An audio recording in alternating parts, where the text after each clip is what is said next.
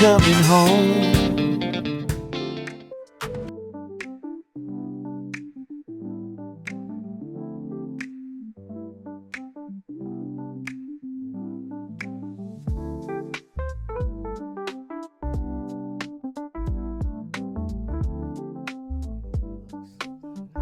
Say something, man. Hello out there in internet land. Wow, picking you up pretty good. Yeah. And then if you like, you can, move the mic and, flow with the mic, or let the mic flow with you. Just flow together. You already know. Come on now, Sidney Barnes and his son Gerard Barnes. For those of you that do not know who I am, but I'm sure everybody knows who this cat is. All right, now I haven't. What? Well, I wouldn't say everybody knows, but there's a lot of people out there that know who I am, what I am, and there's a lot of people that don't. So, it's kind of even there. I'm not. Well, in my world, everybody knows Sidney Barnes. Everywhere I go, if I mention who he is and who he's written for, who he's sung with, but nobody know who his son is. That's kind of like hurt, man. Yeah, which son? That is a good question, Yeah, but you are my youngest son. You're my baby boy. Yeah. I've been knowing you longer than you've been knowing me.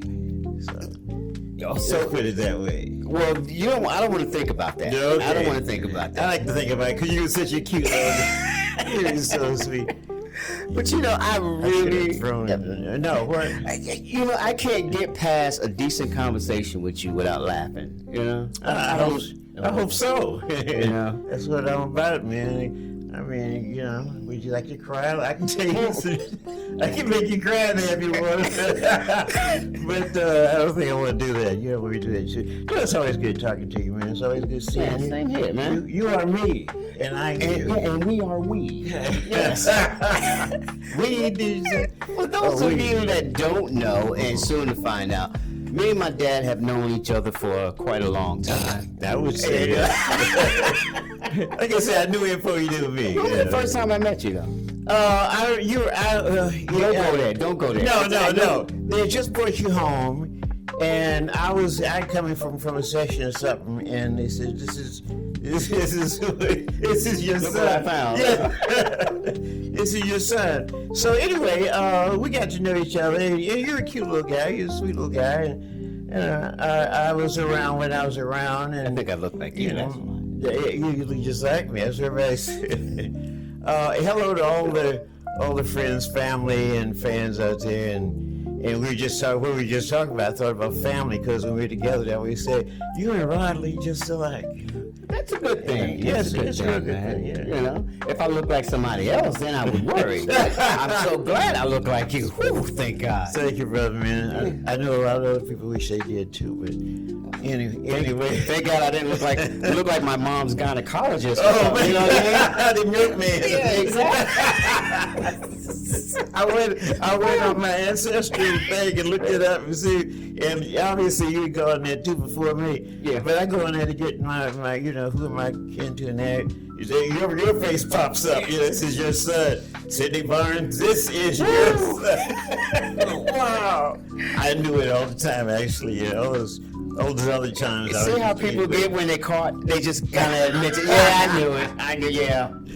But we were lucky. We had a good family, and I loved your mama. So. I loved your mama. We had some good times. We had a bunch of kids together, and it proves we cared about each other quite a bit there. Keep my mom's name out your motherfucking mouth. Just don't slap me on YouTube, man. Right. Yeah, shit. But then we lost mom in 1984, and that was devastating for the whole family, not just me, not just you, but for everybody that knew my mom. Great woman, can't say enough about her. Those of you that know her or know me, know her, because I'm living my dreams through her, and I'm still living for her. Trying to be good to people, you know what I mean? Trying to share the love and make sure everybody else out there in the world, man, just get what they deserve out there. And that was Mom. She always wanted to see other people get what they deserve. Yeah. I felt that way too, and I'm sure guys that love their mama or girls that love their mama, whatever, we end up doing a lot for our moms because a lot of the daddies weren't around all the time, but Mom was always there. Right. My mom and my daddy were stayed together a number of all these years, 50-some years. But I always had both. But my daddy wasn't around that much, so I came very close to my mother. And luckily, she sang a lot and hummed a lot, and kind of a happy person. So I caught that vibe from her. But if my daddy could draw a little bit, and he hummed a little bit. He wouldn't say, but my mama said, "You should hear your daddy sing. You got a nice voice." I said, "Sing something, Daddy." He goes, "No." No way. Granddad could sing? Well, he couldn't even talk. He was just a quiet man, He had to be. He was married to a lady that talked a lot. But, no, he was. And we got a lot from him, Sure, I'm glad he was my daddy because, I feel I got a lot from him, And what I just thought about just listening to you? I lost my mom, and I wanted everybody to kind of, feel for my mom. And then you mentioned you lost your mom, which was my grandmother. And it's kind of different. Losing your mom and then losing your grandmother, depending on how close you are to both of them. But I still have to take into account that was your mom. Right. So you understand what I was going through, even though I didn't realize you knew what I was going through, because to me, she was my grandmother. Right. Now I'm looking and realizing that was your mom. Right. I had to take, after about 5 years there, I was devoted to take care of her because she couldn't take care of herself. I remember, I was there. You were there intermittently. I remember one time you came over, you brought Sharon, your sister. God bless her, she's so sweet. I miss her madly. Yes. My firstborn, Sharon was there, and your son came along, and who else was there? Sid was there. Sid was there, and then he flew over to Cleveland. Okay, he was there. It was quick. It was a day maybe, or an hour, a couple hours. Okay. But we had to take him to the airport. I remember that one. Yeah. Well, I was so glad to see Sharon because I hadn't seen her for a long time. And she was my only daughter at the time. And she was sweet. I love Sharon. And then having her and Grandma there together after all these years, man, it was just... And I'm glad you arranged that to happen, man. I do what I do. And see, just like nice. Mom, I just want to make sure people get what they deserve, and they deserve to be together. Yeah. And I made that happen. It was easy peasy. And it was good for me too, because I got a chance to see my mama and my daughter and my grandson. We took some pictures and everything. So it was good times, man. We've had several good times together. Although I wasn't a perfect dad, but who is? Well, you keep saying a perfect dad. You were not the perfect dad, but you were the perfect father. Yeah, but I wanted to be like Ozzie Nelson. I was far from that. I don't know if I would have liked you then. What I liked about you was not seeing you as much, and then when I saw you, we missed you. But then you always had stories and smiles, and that was great. Now, if you were there every day, I don't know. No, y'all wouldn't like me if I'd been there every day, because I had to do the music thing, and nothing else mattered, So I would put aside time, to come over and be with y'all or call to find out how you doing, and in fact, I have had you in the studio a couple times. I've had you. Yeah. You've seen shows. So I didn't go get out of your life. I just got out of the situation because I knew it was better without me than it would have been with me. Right. Because I wasn't cut out to be a daddy at the time. I didn't feel like I was, didn't think I was, and I didn't want to be, Well, it's funny. But I loved y'all anyway. You always admit to the fact that, you wish you could have done this better or done this different. But I think the lack of knowledge of what we were going through is what brings on that guilt. We was fine. Yeah. You wanted something different, and we were fine with whatever you gave us. Yeah. You understand? Yeah. So when you go through your guilt, I wish I was there, and I wish I was there. We don't even entertain that though, because you was just such a good man. Well, you guys turned out really good, and in spite of me. So you had to do this thing in New Jersey, and you're doing your thing here, and I'm going, You know, Yeah. What did I do to deserve this? You know, my boy's doing that well, but for all my life I've been holding my breath. You know, because you know, as you got kids, you know, you want them to do the best and be the best. And I always thought about you if I was on a mic in a studio somewhere. I think about you guys if I was on a hanging out. I was always thinking about you because you're a part of me, and you know, I'm a family guy. I was always thinking about you. I was like, this mother. Yeah.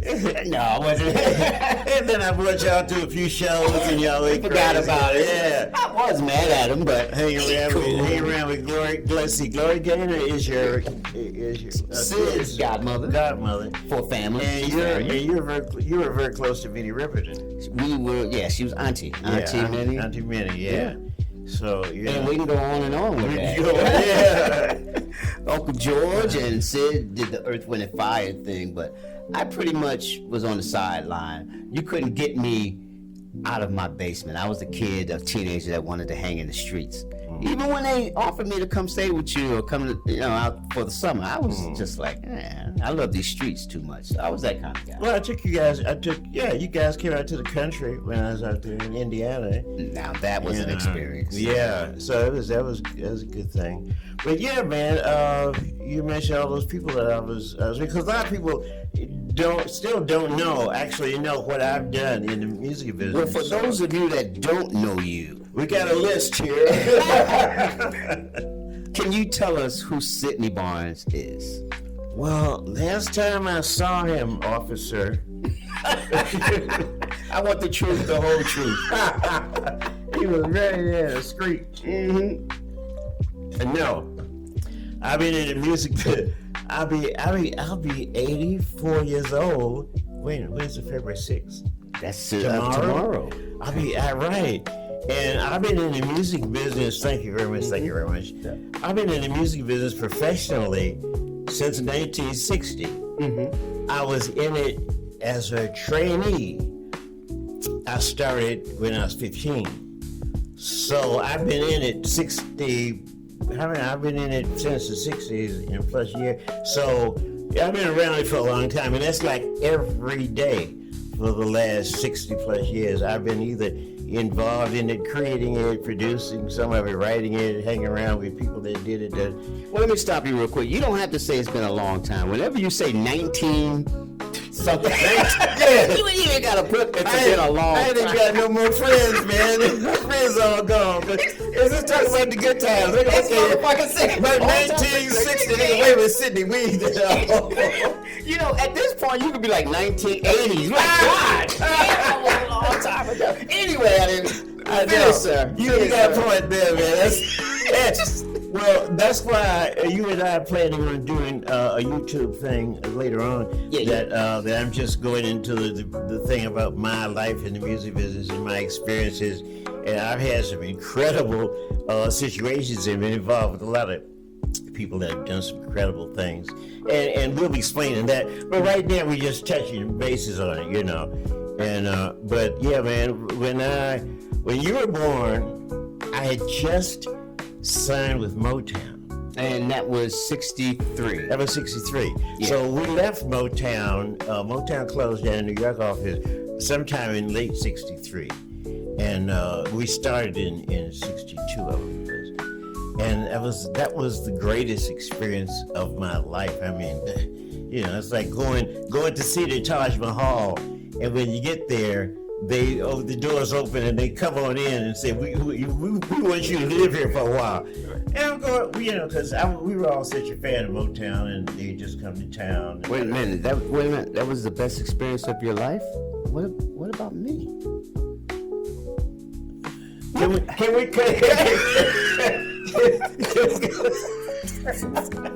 I just set myself up.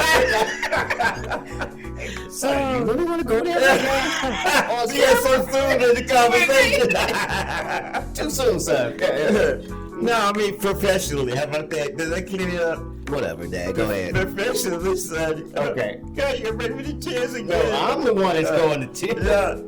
Well, why am I doing this? Yeah. Anyway, where were we? I was at Motown. We was at Motown, baby. Oh yeah. Where you were there? Well, we won't go on and on about that, but that was a whole nother. Well, you're gonna give us some more, a whole spiel of Sidney Barnes' career, later and I would like for you to do it from the beginning to the end, so people can follow you like they're reading a book. Let's do that. Because you can take up a whole freaking hour of your career, from the beginning to now.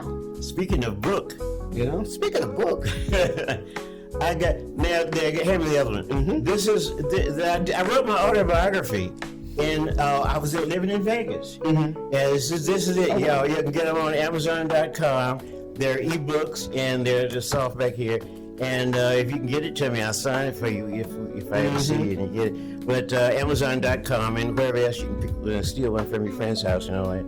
This one is that one, but they edited it down a little bit, and it's in Serbia. You ever heard of Serbia? You don't know about Serbia. I don't know. But they love it. Some Sidney Barnes over there. My friend Alex, hello Alex, and the family. They've been sweet.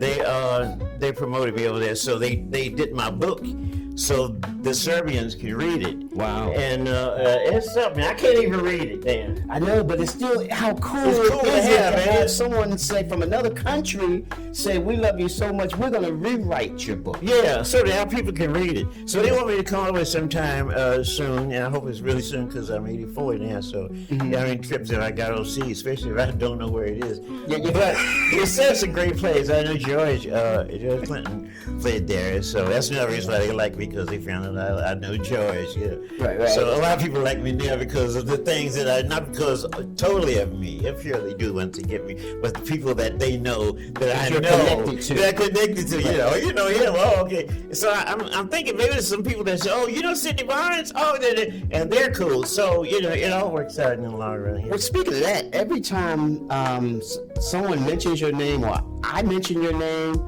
the word cool always follows that. I just want you to know that. For 60 years that I've known you for 61 years, but every time I mention your name to people, it's Sidney Barnes. He's cool. He's cool. That's something I feel blessed about. I like to make people smile, so I haven't made anybody really mad yet.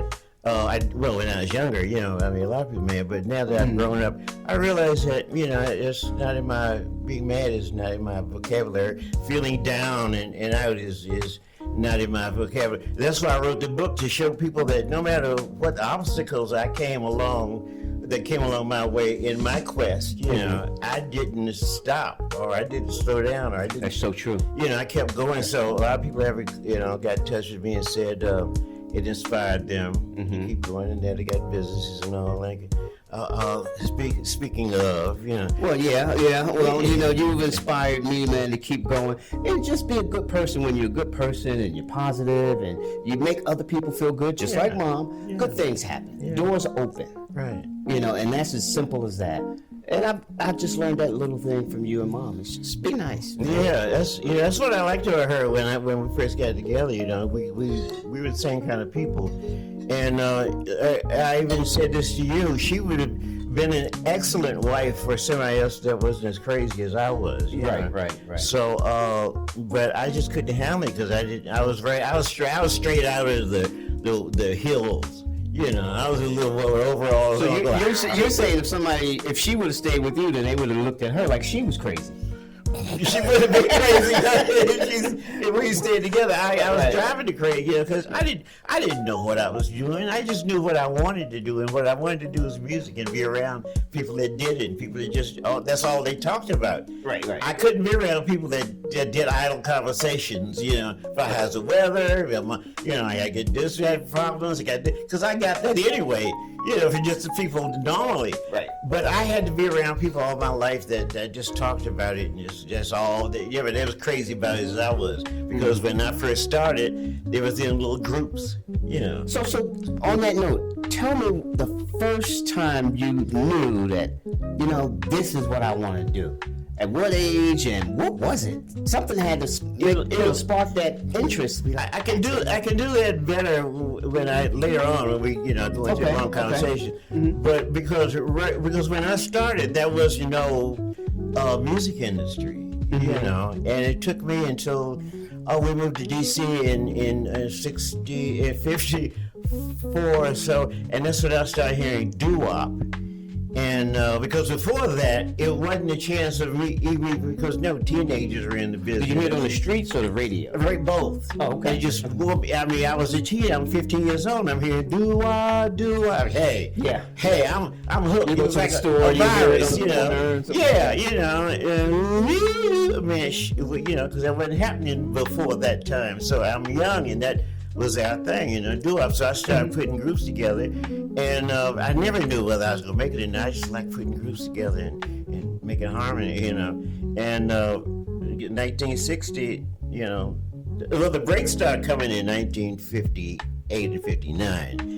But the big one with Motown was in '62. So you guys basically had a group, and then you had other people in the neighborhood that had groups too. Yeah, you know, Y'all would battle each other? Well, yeah, from across town, different places, because nobody ever asked me to join a group. I was always the one putting the groups together. And once you did that, you would take them to battle. We would take, Marvin Gaye was in. He was in. He had a group across town. I think in Northeast or somewhere.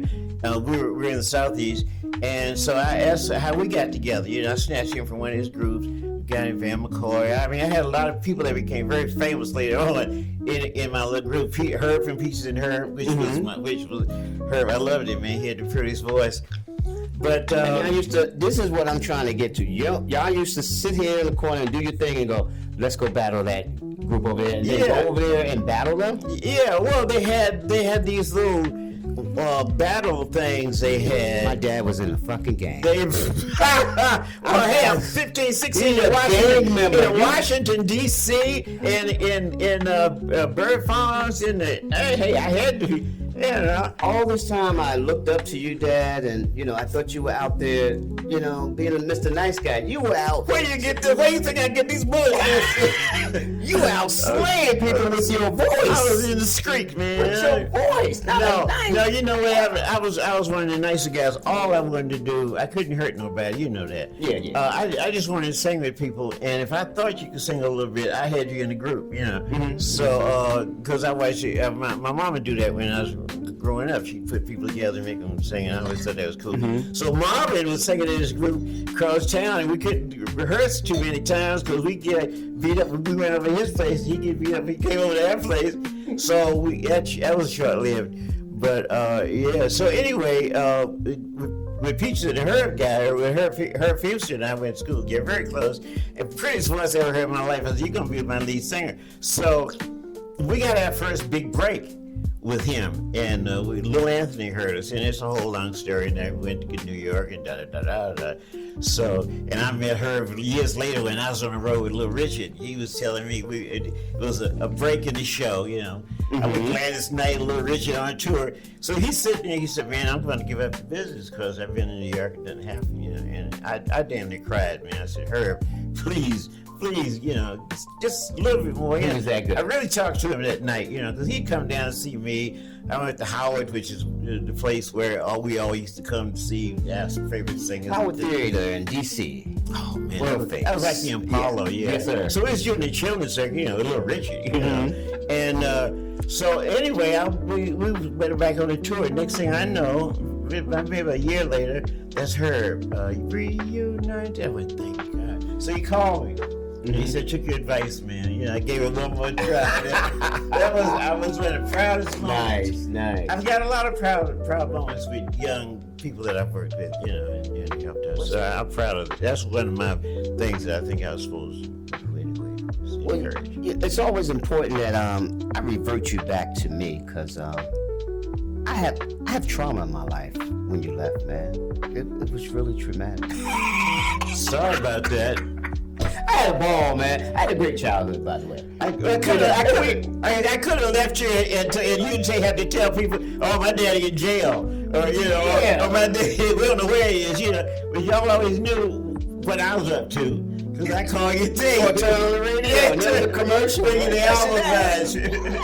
But I mean, what's different about our relationship? Because you're an artist, I'm an artist, and what's different about our relationship versus other people's relationships with a son and their dad that don't have any connection. Man. Well, just think of it like this: there's not an overabundance of everything.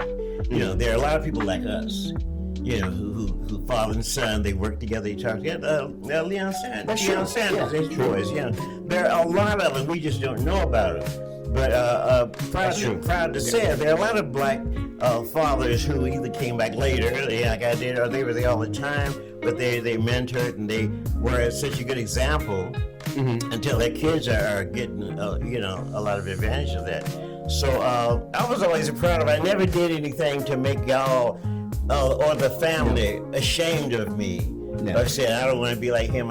So I was always trying to be that kind of guy. You know, I knew I couldn't be around you too much because I was just the way with kids. I love kids, but I can't be around them too much because they get to a point where if they know you love them, you really care about them, they'll start not doing what you tell them to do.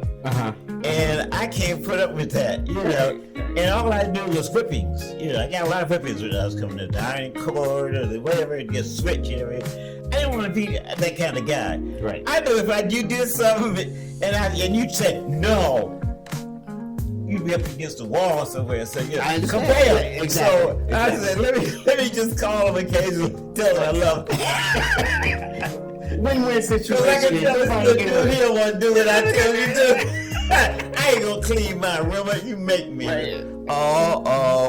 And that's definitely something that you would have had to deal with. Because, I mean, I dealt with it with my son. We all deal with it with kids, especially boys. Yeah. Especially boys. You know? And the one thing that I just had a hard time dealing with, I got over it quick. But I didn't have, like all my friends that had their dad, they looked like their dad. And they was around their dad. Same shit. You know, dad whipped their asses. Because they, you know, if you love me, you'll beat me, or let me test you. If you love me so much, you're not gonna hit me out. Right. Show you. And they look like each other. And I always wanted to know what that felt like to have you there all the time. And I look like you look like me. You know, but we always want what we don't have. I was happy for the dynamic that I did have and like what mom created. But then you go, I wonder how that would be. So it's never going to be perfect, you know, and it never was perfect, but we just had a mindset where we just going to make it work. And we made it work without you, but we had the gift that you had, and that was to always, you know, life is a stage. Right. And performance was in our blood. So yeah, you did without me, but you didn't do without me because I think the vibes that I sent home all the time. You know, somehow, you know, like I said, if I was in town or something, I saw you, I took you to gigs, you know. So we always really had a bond. And I think just knowing that I cared about you, in my position that I had excelled to, was still cool, you know, because I remember we went to see, one of the stands out, we went to see Minnie at the Avery Fisher Hall in New York. Yeah. And Vicky Von all over, And they say you're not supposed to let the kids bring the kids on stage after the performance. And what I do, I put all of us on stage. And let me tell everybody something too. That was my first time being on stage with the amount of people that they were performing, and Minnie and my dad and they didn't all left the building yet. You was just standing there going, wow. I turned around and I said, "Come on, let's go to the back of the curtain." I remember I told my brother, I said, "I gotta do this," because you said, "Don't turn around, just go." Yeah, just go. And I stopped and I turned around, and what I felt, it was like a wind from the applause just coming up at the stage, and I just went, "Wow, this is it. This is it." And they thought it was so cute. They were all leaving out. They got these little kids standing up and grinning at us, man. Oh, let's get my hair. And that's when we met Stevie Wonder backstage. And I still to this day, after meeting Stevie Wonder, I said to myself, that motherfucker ain't blind. He's not blind. No. Okay, explain yourself. I will explain myself, okay? Stevie Wonder grabbed my sister's hand. And he said, "You're so pretty." Well, he was grabbing every young woman's hand. But he grabbed my sister's hand and he said, "You're so pretty. You know, so you're light skinned." And my sister's light skinned. Now, how the hell can a blind person tell the difference between a dark skinned person and a light skinned person? And you say touch.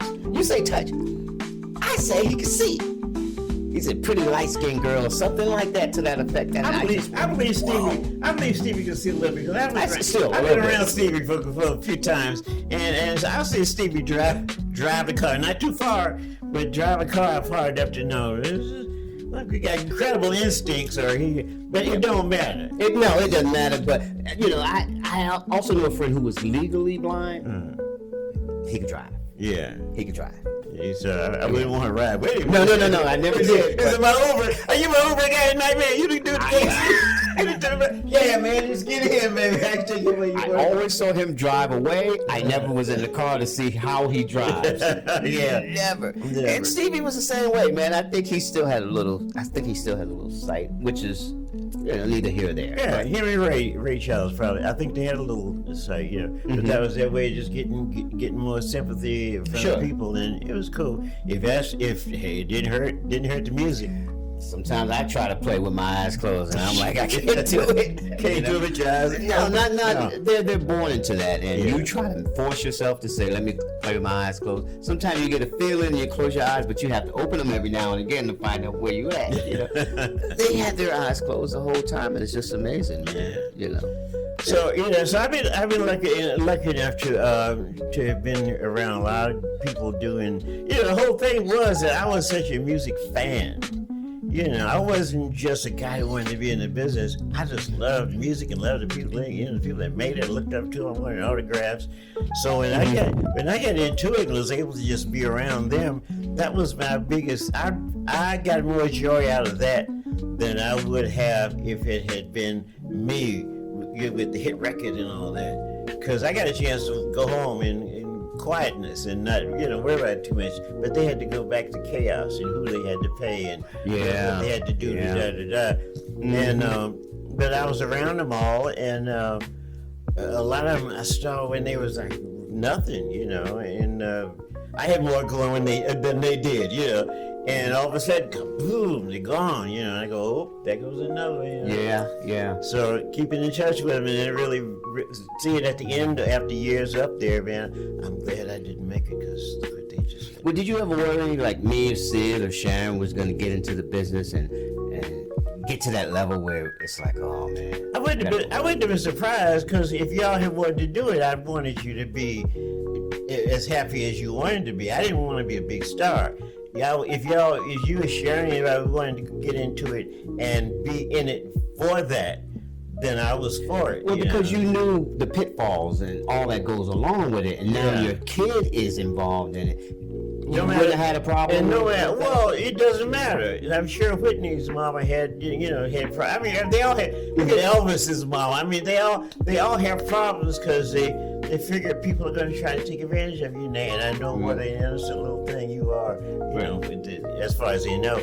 But usually it's the case. All you're interested in now is just perfecting your craft, and you got people around you and controlling you that want to see you absorbed in that, so they can take advantage of the shit that you don't see them doing. Right. Your income taxes, and well, I'll hire Freddie. He's my uncle. He's my wife's brother-in-law. So I'll get him to handle my taxes.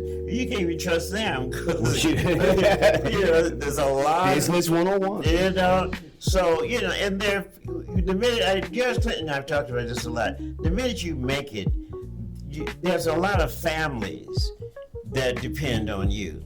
Their well-being and their sending their kids to school and stuff depends on you working your ass off so you can continue money flowing into the family.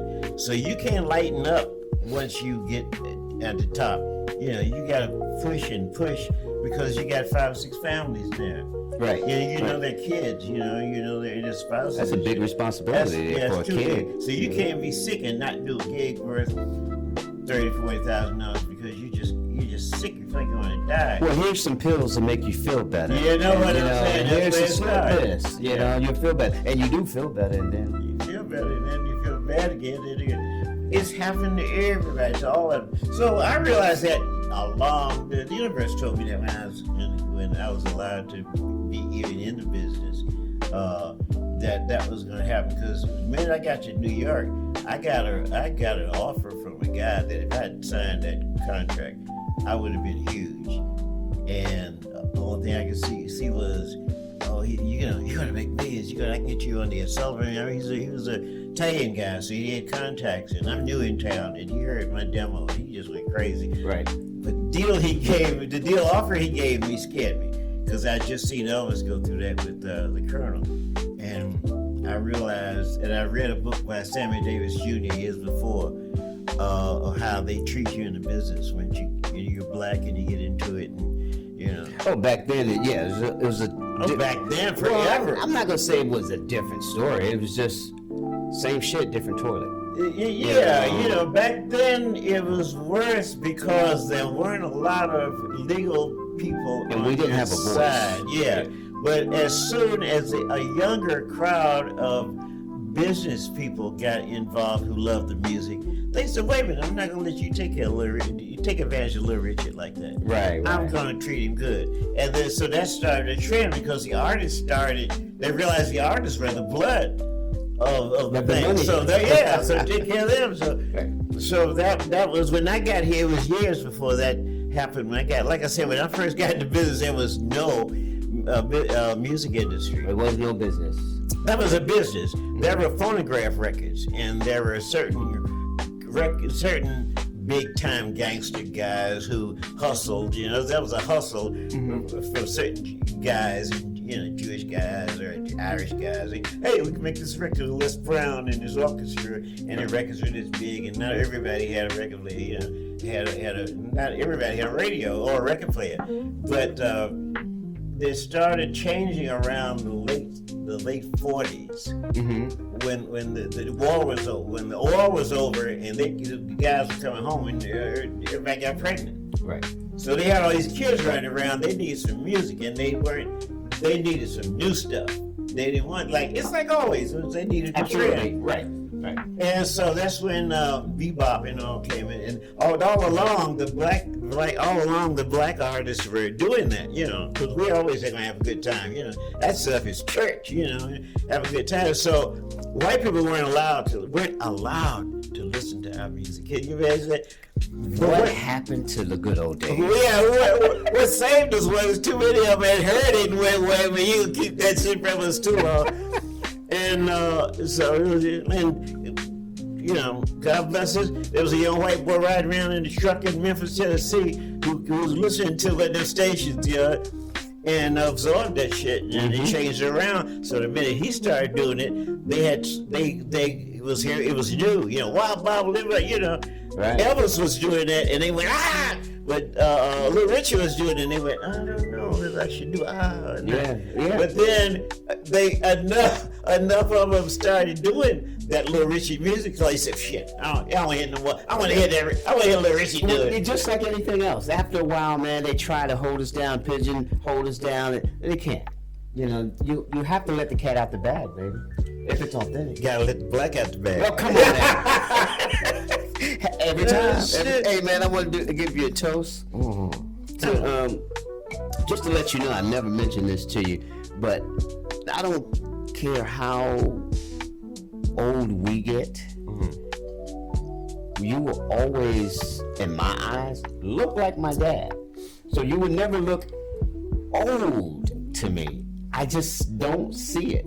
And then you remind me, you go, "Oh, son, this is her, and this is her." And I look at you kind of weird, because in my mind, I'm still that guy. You're still my dad, yeah. That I always see bouncing around, jumping in and out of cars and so forth. And when you walk around here and you kind of just take it easy, I still don't see it. Something is not allowing me to see it. It's sort of like my son. He's 42 years old. I still look at him as a little fucking baby. Same thing. That's my boy. When I hug him, I go, "Man, he's still my baby." So it's kind of like that same thing. So. I look at you. I kind of see you the same way, but I do see you as a guy now. As a grown man, because you've been through a lot, and I've seen you through these stages. I'm just proud of you. That's all I can say. That's interesting. Not too many people are proud of me because not too many people know my journey. Right, and even the ones that do can't be as proud of you as I am. No. I'm your mom and daddy. And my wife. And your wife, yeah. God bless her, man. Oh, yeah. I gotta say, man, my journey, man, was not isolated. I never felt like it was. I didn't feel special. Like, why me? I just knew me. I just knew that I was chosen to take this path. And, I dealt with it. You never heard me, you probably never, and correct me if I'm wrong, I didn't really complain about shit. Right. I never really felt like life was kicking my ass. That, I had hard times, which we all do. Hey, Dad, I need help, man. I think you gave me $500. That's the most. You still remember that? It was it 500 or was it 50? It was 500. It was $5. And you know what I did with it? I went and bought some Muslim oils. You thought I was gonna. Okay. I didn't buy her. I did not buy her. But no, I went and bought Muslim oils and I turned that $500 around. And so I think I profited around a good 30%. So I got like $800 out of it. Well, I appreciate it. I don't care what you did with it. Right, exactly. I remember what it was. You hurt your back or something. Oh, yes. Yeah. Yes, sir. And Sid needed something too. So I had just gotten a royalty check. Oh, man. Wow. I'd been through some things that I had just gotten a royalty check from Universal for Rotary Connection. Because when I called Rotary, because I had this white dude in LA call, he said, they don't owe you money, man. I said, it's been so long now. So anyway, he said, I'll call you because I've been studying law in school. So he called, and they said, we're sorry, but we don't owe Mr. Barnes any money now because statute's been too long and the statute of limitations has set in. I go, damn, okay. And I wasn't surprised there because I've heard of statute of limitation messing people up like that. Yeah. And they was lying because they were just wanting to keep my money. So after months went by, a couple of years went by, and I moved back to Chicago, and I was at a party for songwriters in Chicago. We needed some money really bad.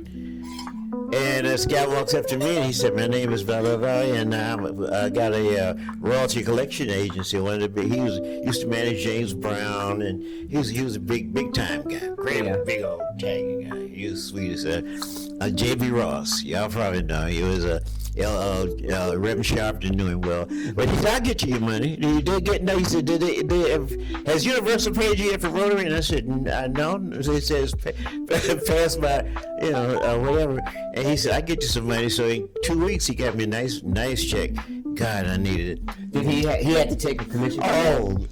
Oh, yeah, but it wasn't that much. Right. And I didn't mind it because I didn't want half of it. Just out of nowhere, this guy comes along and says... He just comes and says, I met him at the thing. Probably, you sitting in Boston Rotary Connection, you ever get that money there? Because he knew how people were. He knew. Say, if he found 13 Sydney bars... Oh man, shit! He's living good. He used to manage James Brown, and he was a rough guy. What about those other artists out there like you that's still like, man, fighting for their money? Well, when I tell him to call J.B. Ross, and he's not with us anymore, but his company is still collecting money from him. But JB. But things like that have happened to me, and I really need it. But anyway, that's how I got the $500. Because that was part of it. I got a new apartment and da-da-da-da. So that was all good timing, too. Whoa, every time things happen to me, I've had a strange life, son. I'll tell everybody about it when we do the thing. And I never really, not really. I've never asked for anything from you. Just, I wanted to hear your voice, advice. Yeah. Your advice was golden, and I always want you to know I'm okay. I'm okay. I could have been going through some shit, Dad, but I just wanted to let you know I'm all right, man. I'm all right. And you bought it. Hook, line, and sinker. Well, there were occasions where I sent money to your mama and y'all didn't know about it. Yeah. Because we had a little thing. I mean, we were friends for a very long time, and I always loved Vicky. So that's no thing. I mean, at least she gave me kids. Kids that are like you guys are special. Mm-hmm. I mean, you could have been a lot of different things, man, and all y'all have turned out cool. I beat out 1 billion sperms. Let me tell you. I'm special as a That nigga special, boy. Come on now. Oh boy, I can see it. I can a see trillion. it. Man, kicking sperm. I gotta get to the. Come on, man. There's nothing I can't do. That's right. Shoot. So y'all were always special to me. We always kept in touch. You're always a part of my life, and you know it. Every time you got a certain age, I was with you somewhere. I'd take you somewhere. We'd be together somewhere, whatever. But we are family. Yeah, we had a lot of good times, and I can't even tell you any bad times. I don't remember if there were any. I don't know. There were none. Somebody could have said, hey, tell like we were, man. I'm out there in the world. It's during the '60s, and I'm in my 20s, and lucky you ain't gonna call saying, hey, your dad's locked up, or he's going to jail here, or we found him in the car, laying on the street, and he has some ID on him, and you know who he is, Does he have a tattoo? Yeah. that kept me going, actually. Okay. I never wanted to let the family down, and my family had done so much to get me to the point to where I could be involved with the stuff. I wasn't gonna mess up and make them go, because they were nice little people, they were crazy with, and black people coming up in that day and time. I was their prize, and I wasn't gonna blow that, Right. I remember in school one time we took a test. It was an integrated school out in the country of Virginia, and my mind wasn't on no test, and I was just marking the answers. So this guy came to the house. The two teachers came to the house. And they said, Mr. and Mrs. Day, I was in the room with him. Mr. and Mrs. Barnes, we hate to inform you, but your son's a moron. He didn't answer no questions right on this. Man, he had a little. What, you just draw pictures or I something? just tried. You said it's a moron.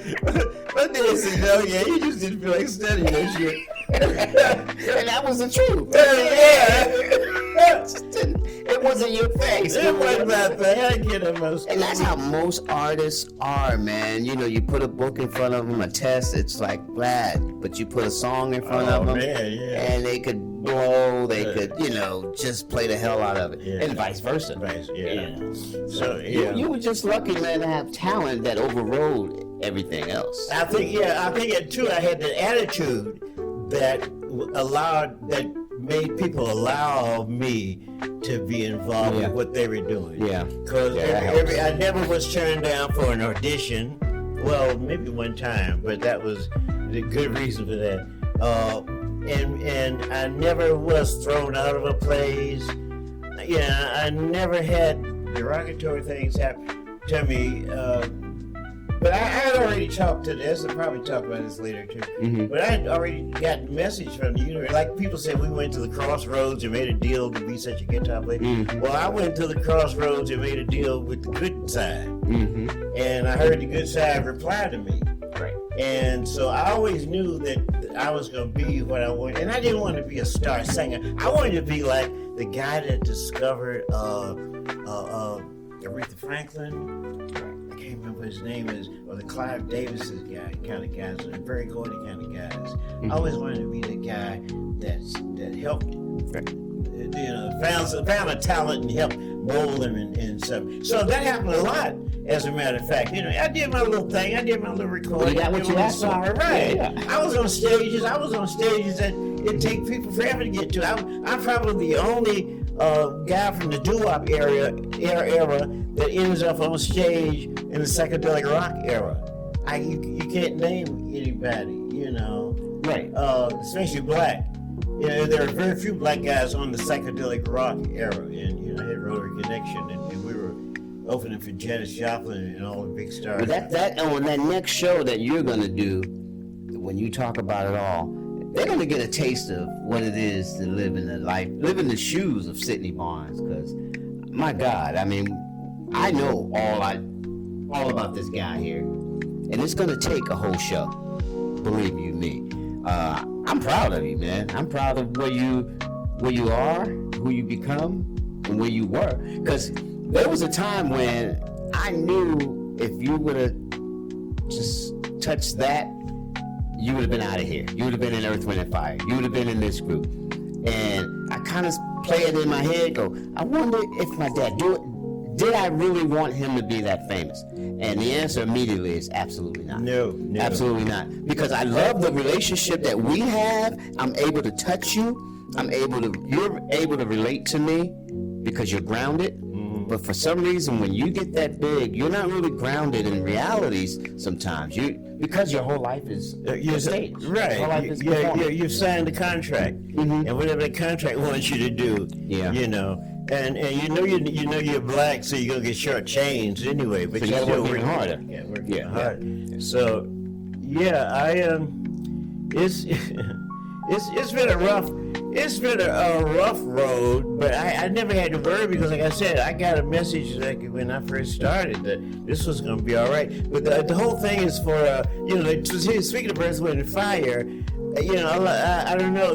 People in England, and my Northern Soul fans in England. It was so amazing when I went over there and met them because I work in a day job in the States and hardly too many people know who I am. And I go over there and I got this whole scene, and they started telling me what I had done when I actually had forgotten what I had done in the 60s. And this was like, now I'm in the 19s. I'm in the 1990s, late 1990s. Say 90s. And, yeah. The 2001. That sounds good. 2001, I went over and, man, they knew everything I had done. They say, you remember that record you cut called You Always Be in Style? And I go, no, I'm sorry, but I don't want to take credit for something I didn't do. I didn't do that anyway. Well, your name's on the record, right? Wow. And they would always do it to me because I forget things I'd done. Yeah. And did it with some pretty heavy people too. I mean, So anyway, they started telling me and said, "Why don't you write a book?" Because a lot of people like to read. So that's why I named the name of this book "Standing on Solid Ground." Yeah, show the people. Yes, sir. Standing on Solid Ground, because that's the name of the song that I recorded my first time in England. It became a huge record over there in 2008. But they started telling me stuff that I'd done that I honestly had forgotten what I did. Last time I went over, last June, I recorded with a group of girls that I had worked with since 1963. Man. Is it videotape? Is it something that? Yeah, yes, a video. They got released over there. I got a little DVD thing coming out. But they had pretty good success. I produced something on them. It was in a movie and there's a whole bunch of stuff. It was so good seeing it. It was so strange because they weren't little girls anymore, And I'm going, damn, But that was really cool. And, so anyway, yeah, I've done a lot of stuff, man. And I'm glad I didn't do more than I did, because I'm satisfied with myself now. Well, little things that you did that you thought were just little things to us, to your kids, were major. For instance, here's one. You made an album. Sidney Barnes, Foot Stomping Music. Baby, let me tell y'all, I was heavy into funk at that time. I was Brothers Johnson. I was Gap Band. I was funk. Okay, let's just leave it at that. I can go on and on, but I'm talking about this man right here. This guy puts out an album, Foot Stomping Music. He had a lot of love songs and a lot of cool R&B songs on there, which were all great. How Would You Like to Make Love in the Moonlight? Remember that one? But Foot Stomping Music started off with this bass popping, and I lost my mind. I thought my dad. I put you. What's his name? Kenny Burke. From the. No way, that's Kenny Burke. Yeah, I didn't. Wait a minute. From the 5 Cent Step. Yeah. I know what you're doing, all the things that you want to. Okay. I'm not a singer. Yeah, that's his job. Okay. But Kenny Burke is my guy. I did not know that. Yeah. And here's the weird thing right here. I used to love, just like everyone else from my era, love picking up the albums and reading the credits. And I used to read the credits. I did not recall seeing Kenny Burke. That would have blew me away. Because the reason why I did not notice it, Dad, is because this man said, I'm dedicating this album to my kids, and he named us. That was big. That was major. Well, see, it was the only album. I've been in the business all this time. It's the only solo album I've ever made. And like I said, I always thought about you guys. So I said, hey, man, I'm dedicating it to my kids because, this is a highlight in my life, and they were a highlight. So I hope they enjoy it, Well, you dedicated to all 4 of his wives, too. So that kind of I didn't. a dimmer on my, happiness. Okay, the three. No, but that was really like the moment where we exhaled and was like he was thinking about us. Because in the back of our mind, you go out there and you do your thing and you're gone and you're like, well, he's not thinking about us because he's got to do what he's got to do. But I was always thinking what you got. But to see it actually was a moment where me, Sid, and Sharon were just together. We were like, look our names, and we would stare at the album. That's probably why I didn't see Kenny Burke's name, because that's all I wanted to see. That's all I saw. I didn't care about anything else. Did I spell your name right? That time you did. Okay. That time you did, and I was so happy because it's just 3 letters. You say Rod. Well, ask your mama. They call me by my real name. I asked your mama, how did you get the name, your middle name, which is? I know the story. Okay, what is it? Because she told me a couple of different things. Okay, let's start from the top here. My sister's name is Sharon. She was named after Tisha Campbell's auntie, which is Sharon Gardner. Okay. Right? That was Sharon's godmother. Okay. Sid was named after you and Granddad. I said, and it was S in the beginning of her name, S in the beginning of Sid's name, S in the beginning of your name, and I'm like, why did I get named Gerard Valladino Barnes? It's a cool name, though, man. It's not cool when you don't have an S on your name like everybody else. You feel out of place. So I questioned her. She said, "I'll tell you one day." Right? And I said, "Okay." Not expecting the answer she gave me. I never expected it. You sure I want to hear it? Oh, wait a minute.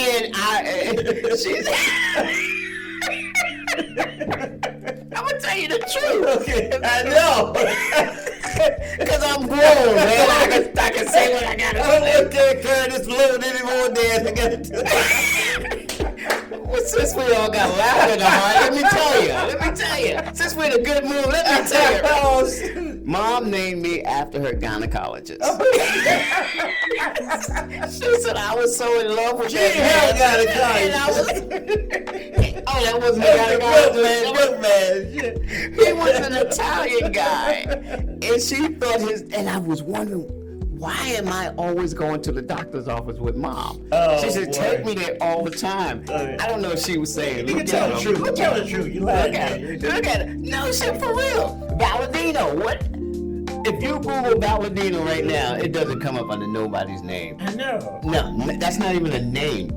But just common sense told me my mom probably just didn't say it right when they asked her, what's his name? And she wanted to say Valentino. That's what I'm thinking. Valentino. And they put Valladino. Yeah. That's what I was thinking. But Mom did tell me a story that she was named after the gynecologist. Now, she was a big jokester. I mean, it's funny as hell. But then I actually went to that doctor's office years later looking for my dad. I wanted to find my dad.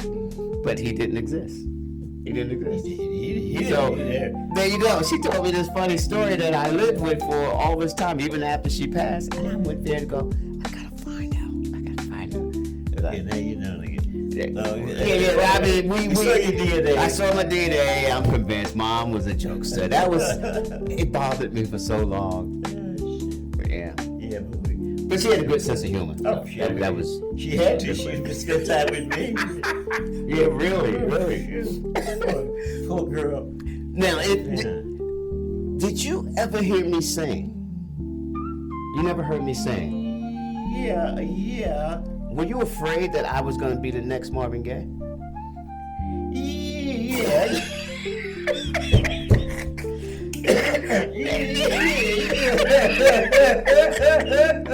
Because I admit myself, I was like, I don't want to touch that mic, man. I got this gift. And, I can't You were sing. rapping for a while. But that's because I can't sing. Right. Most rappers can't sing. I've never heard a rapper that can sing. Right. Yeah. So and we didn't have auto tune, so I was shit out of luck, man. Savoir faire. Your son is a comedian. I knew you funny, but I didn't know he was doing it on stage. Well, no, I was one of those kids where, because of you, I had no fear of the stage.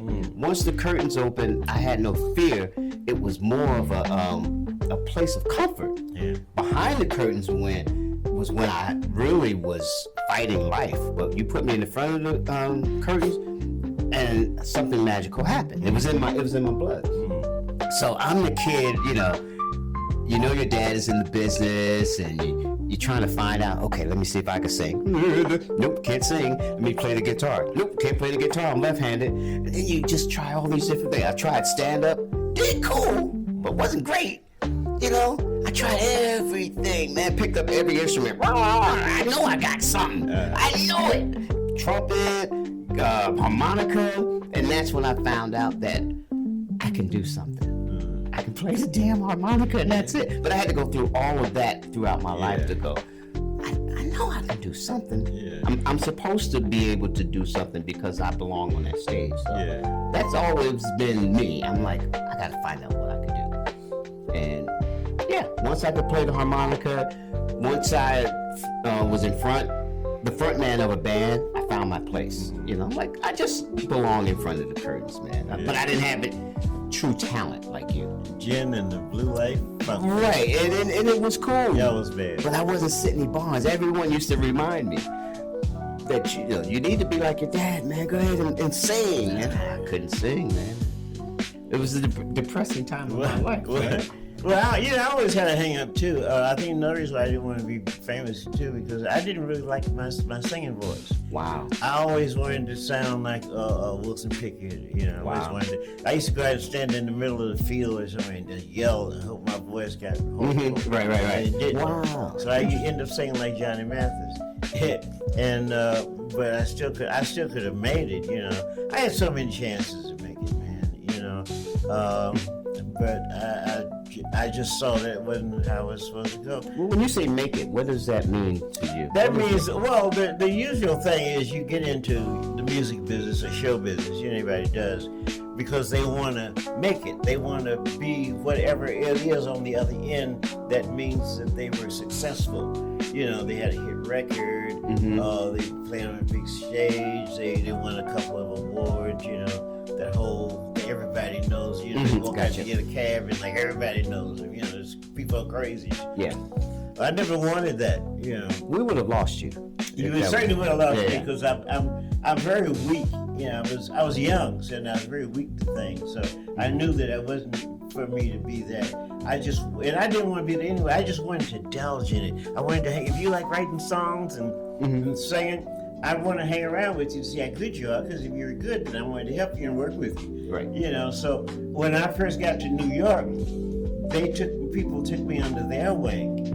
I was fresh. Like I said, it wasn't no industry, but there are people who gathered around and who made the music, and this was for their gathering spot in New York, and they were all there, and they all took me under their wing because I was a new guy in town. I was a nice guy. I had talent. I had that spark, and I didn't know I had that spark, but after they worked with me, I had a spark. So I started working with people that I really liked, that I was doing in high school. Right. And I like that better, I like to say, this guy, that girl makes this, and then work with them and encourage them and help them out. They'll help, they'll watch you go, happened with Earth, Wind, and Fire, Sidney, please, come and be in the group, because they got their whole concept from the group that I had. Right. And, I was almost in it. Maurice called me like 5-6 times, gotta be in this, man. This is your thing. So he ended up paying me back he called me one day and he said, okay, since you won't be in Earth, Wind, and Fire, and you see how we've done, okay, you're proud of us. I want to return the favor to you. I always wanted to sing with you, and I got my own independent production deal. Who was that? Kabbalah? Was it Kabbalah Records? Kalimba. kalimba. Right. It was the instrument he used to walk around playing all the time. Yeah. He finally got mastered, and then he named his production of it. But that was back in the day, in the 80s or 70s, whenever it was. That was the big deal with black producers and artists. You know, we had. If a record company like Columbia or Warner Brothers gave you an independent production deal for your own label, that's when you made. We used to call it white boy deals, because only the white guys really got that kind of deal, you know. And so he said, I'm producing Denise Williams. And I knew Denise, she was with Stevie. And he said, you got to do this album with us, man. That's me paying you back for, you know, all you've done for me. And it's just me, you, and Denise. And the rest is history. Because every time we hear, I just got to be free. They had your mic turned all the way up. The mix was horrible. It's like, I want to hear Denise. Then you hear Sid. Oh, he just took over the mic as a background singer. Yeah. You know, you have an undeniable, recognized voice. When people hear your voice, they know who it is. Except when they hear me on the P-Funk thing. Because when I'm doing, we want the funk, gotta have it. That was me and Peanut and Mudbone. And so I just sound like, I sound like them. Whoever, I did a lot of background, and I found out you just sing with like whoever you singing with. Right. And so it's always been fun. But a lot of people have heard me and didn't know they were listening to me when the record played or when the commercial played or whatever, you know. So that's been fun too. Well, and I think I wanted to get a band so I can actually not show myself that I could do what my dad did. Well, you did. You surpassed what I had, because your band was much better than my band. And your shows, to me, were much more entertaining than my shows with Rotary, because my band couldn't play. Well, here's the thing. I was not a great singer, so I had to surround myself around people that were much better than me. And it was I should have been. I should have been a less. You should have, right? That's your problem. Yeah, being so good, because you didn't have to be a great musician to back you up. You carried that group with your vocals. I didn't carry the group with my vocals. The band carried me. You carried it with your personality. Well, true. Yeah. And no singing really was. It was song selection. I stayed in my lane. I picked songs that didn't require a lot of singing. More instruments were highlighted on the song. So everything I did was hand selected, and I stayed in my lane. I didn't do Luther. I didn't do Al Green. You know, I didn't do people that can sing. I couldn't sing. I would do James Brown. Not saying these people can't sing. Sly Stone, but they were funk singers. There's a big difference. Right. They ride the rhythm and they're an instrument. Right. Where Luther was an instrument, but he was a crooner. Yeah. You were a crooner. I couldn't do that. Yeah. I couldn't hold a note. Yeah. You know, had no vibrato, which was very important. I still don't. Even when I play the harmonica. That's the thing, you know. A lot of people think just because my mom or my dad did certain things, I should be able to do it too. But that's not the case, you know. Just painting or anything, you know, artists, sketch artists, you know, my mama can really do that. My daddy can really. I should do that, and they can't do it. Or get instruments, you know. So you should not expect to do things because somebody else does them. Well, you figure that out later after you can't do it. And then you go, man, I shouldn't do that. But you're always searching to try to be. You compare yourself to your dad. You know, oh man, and then you want your dad to be proud of you. Yeah. So I dove into the band thing because first of all, I wanted to see what you went through. And if I go through it, then I can understand you. Right. And I did. I understood that, damn, this was a lot of work. Yeah. This wasn't as easy as you made it seem. Like, you just get up there and we saw you perform, and it's like, wow, that's effortless. It's not. There's rehearsals, there's scheduling, there's so much in clothing involved, mic checks, and I can go on, and song selection. Right. You know, and I did that, and I went through it, but I fell down the rabbit hole, and I was really good at that. So I kept it going. You having too much fun with it. I had a ball. Once you get it right, and you're surrounded by the best musicians, shout out to all the musicians in Blue Light Funk Band. Man, ain't no turning back, man. Yeah. You know, I couldn't do no wrong. I would like to mention to you that probably the best moment in my life was understanding that whatever I did, I couldn't do any wrong. You know, when you get to that moment when you walk on stage and you go, it doesn't matter what I do. Right. Just do something. They just come and see me do something. Yeah, and that was the best feeling once I realized that. It's like, hey, this is not even working. This is fun. Yeah. So I would get completely drunk, go on stage, and people still love me. And I'm like, pants down. This is crazy. I didn't go that, That's George Clinton right there. Right, exactly. I didn't have that funk in me like that, but man, I tell you that the best feeling was to understand you. And then I met this young lady.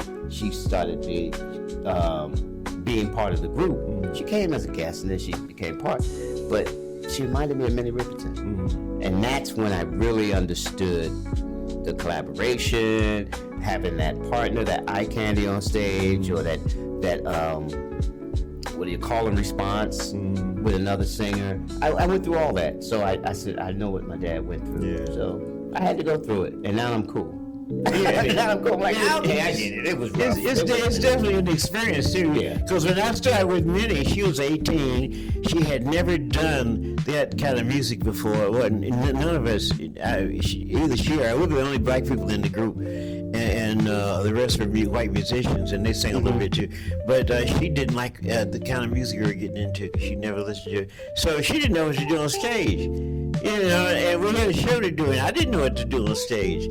That was the most bands, if they have an album out that's breaking on the charts, they put the group together first, and then they tried to find a label, and then after find a label, then they went through that, and they cut the album, and then the album.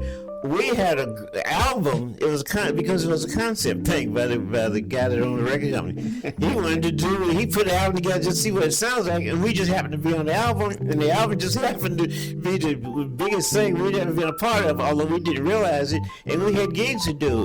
And they said, well, what are we going to do? We got no band. And they go, Sydney, so I went in, and Minnie said, I'm not doing that high thing. And then we went, oh, how are we going to?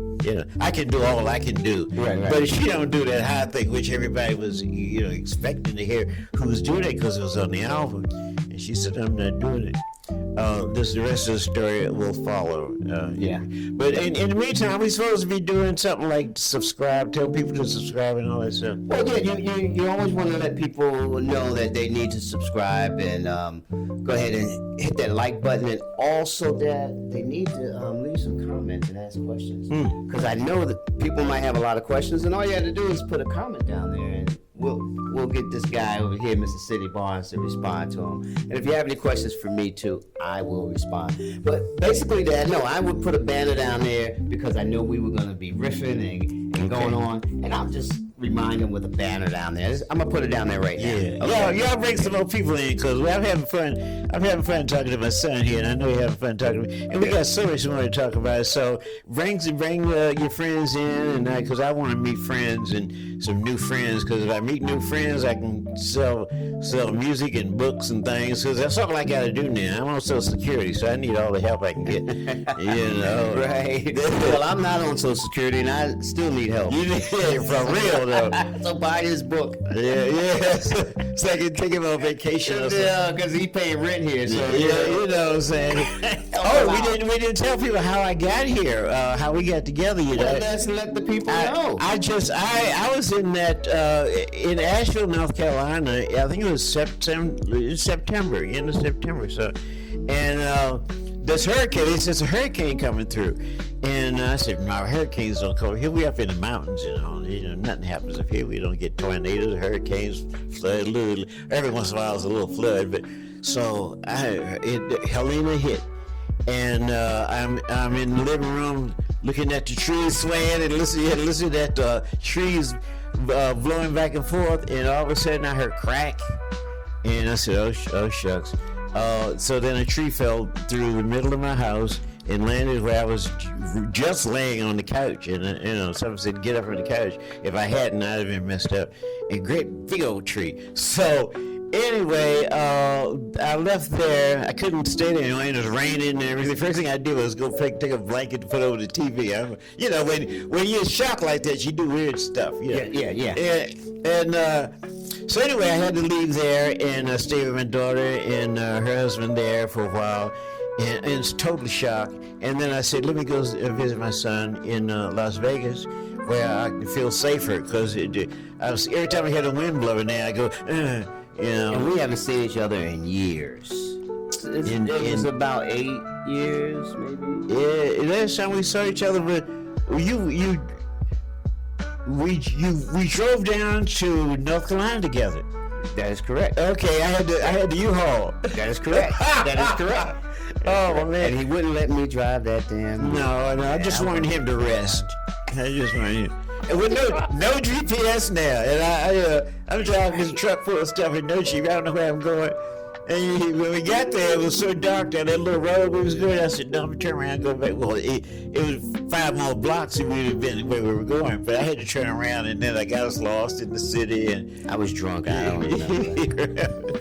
Well, we'd been spending some time in Chicago before that at my place up in Chicago, and it was crazy, man. And we got to know my son all over again. Well, and that was really my moment, was when I was in Chicago. Mm-hmm. Here I am flying around the world, first class, working for the airlines, and having money on me, and being able to do for myself around you, and then also, helping out while I'm there. And to me, that was a good moment for me. I felt like a proud son. Yeah. Like, damn, he's seen me at my best. Meeting my friends like Wendy. Oh.